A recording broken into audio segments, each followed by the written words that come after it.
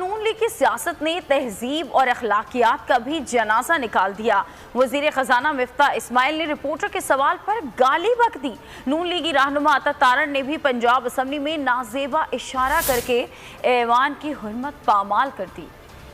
ملکی سیاست تماش بینوں میں گھری طوائف بن گئی، تہذیب دفن ہو گئی، شرافت اور اخلاقیات کا جنازہ نکلنے لگا۔ وزیر خزانہ مفتاح اسماعیل نے بد تہذیبی کی حد پار کر لی۔ رپورٹر نے سوال کیا کہ آپ کی کمپنی کی ٹیکسیشن کے حوالے سے سوشل میڈیا پر چیزیں چل رہی ہیں۔ اس پر مفتاح اسماعیل نے وضاحت دینے کے بجائے گالی بک دی۔ وزیر خزانہ اس بری حرکت پر بے شرمی سے مسکرائے بھی۔ کیوں کمپنی کے حوالے سے ٹیکسیشن کے حوالے سے چل رہی چیزیں کہ وہ 3% تک ریڈیوس کر دیا سیل ٹیکس، تو اس حوالے سے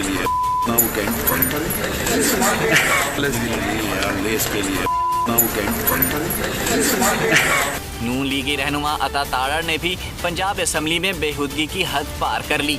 عطا تارڑ نے ایوان سے جاتے ہوئے ہاتھ سے بےہودہ اشارہ کیا۔ اس بےہودگی پر عطا تارڑ کے چہرے پر کوئی بھی شرمندگی نہ کوئی ندامت تھی۔ ایسے واقعات سے ملکی سیاست کا تالاب اس قدر گدلا اور گندا ہو چکا ہے کہ اس پر یہ شعر صادق آتا ہے: اس دور جہل میں یہ سیاست فساد ہے، ہر سو ہے اختلاف، کہاں اتحاد ہے۔